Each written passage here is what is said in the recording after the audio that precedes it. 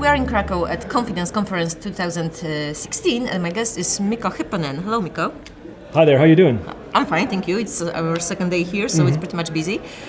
You've been our keynote speaker today. That's right. But before I ask you what have you been speaking about, what actually do you do? What's your job position? Who are you? Right, do I do any work? Do you do any work? Yes. Do you do yes, anything? Yes, I do.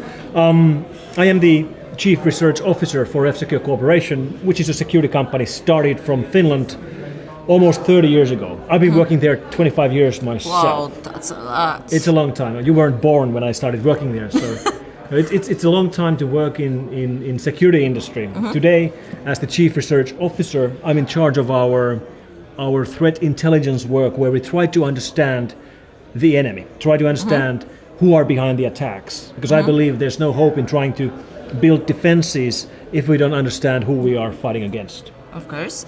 And the room was totally full at your lecture. What have you been speaking about here at Confidence? I spoke about the things that I've learned over these years in computer security. And one Everything I learned in 30 minutes. Basically, yes. Well, you can distill it into few most important lessons. And one was that complexity is the enemy of security. So the more complicated systems we have, the harder it is to defend them. So if we would like to build really secure systems, we would actually be removing functionality and making simpler systems. But that's not what we're doing. Our systems are becoming more and more complicated all the time. And that's one of the core reasons why we have so large computer security problems today. Okay, you said something that, because you have a lot of experience in IT security, and you said that the biggest change that has been made in ITsec was not technical but social. What do you mean by that?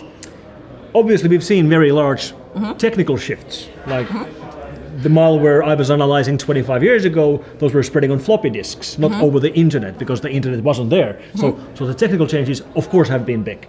But even bigger changes have been in who we are fighting. A long time ago, all these hacker attacks and all the viruses were being written by teenage boys for fun. And those boys have gone. I mean, it's completely changed. Today we have a wide range of different professionals, actually. Well, professionals, but also hacktivist groups who are doing their attacks for protest motives or political motives. We have nation states, governments, militaries, intelligence agencies, and we also have a growing problem with extremists and terrorists who are trying to use cyber attacks to reach their own goals. That's pretty much a big challenge for all the people gathered here at Confidence. I'm going to ask you because I know that you know the answer. What are the criminal attackers doing today? Well, they're making money. And that's why they are black hat, not white hat, probably. That's right. White hat hackers, of course, they make money as well because they get paid to break security so we can fix security. But black hat hackers break security to steal our money. And right now, the biggest money is being made with ransom Trojans. So Trojans which will take over your systems, encrypt them, and then ask for Bitcoins or Bitcoin payments to get your own files back. And because the payments are done in Bitcoin, and Bitcoin is based on a public ledger, we can actually look at the amount of money that is being transferred to these ransom wallets. And some groups are making hundreds of millions of euros with these attacks. So we're speaking about really large-scale criminal industry behind these attacks. Do they attack banks or corporates, or what's the main aim of criminals? Any target has to pay if they want to get their files back. So they don't really care if the target is a consumer, like a home user, or a large company. Some of these Trojans will ask for larger ransom sums when they detect that this is now a corporate laptop. But they will actually target all kinds of users. And you said something also about that nowadays we see more and more malware produced by governments. Why would they do so? Well, for example, the Russian government has been very active with their espionage and spying attacks over the last decade. But they directly, addressed with government. Like we can say that they are coming from government. Yes, we can say that. Of course, this is something that many governments themselves have hard time proving, but we're confident in our analysis. So, for example, the Turla family we believe is coming from the Russian government. The Dukes collection of malware families we believe is coming from Russian government as well. And for example, with the Dukes, we can actually pinpoint many of their victims. There's been tons of victims in Ukraine over the last couple of years for obvious reasons because of the crisis between Russia and Ukraine. But the Dukes has also been a very large problem right here in Poland.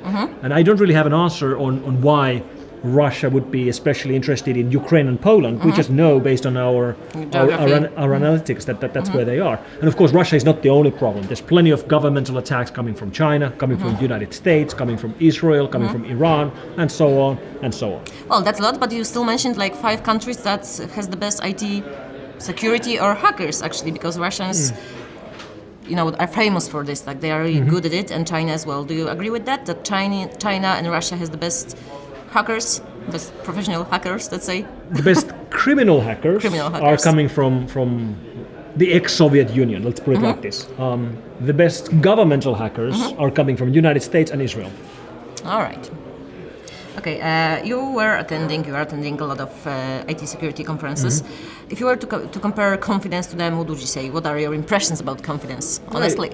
Well, I like it here. I've only been here for today, so I haven't seen everything yet, but it's a very good crowd over here, and it's a very good hacker vibe. It's like a DEF CON at the early years, like DEF CON 15 years ago. That's what confidence reminds me, and I'm confident this is going to be a successful conference also in the future. Great, thank you for this conversation. Thank you for those words. Mikko was our guest. Thank you. Thank you.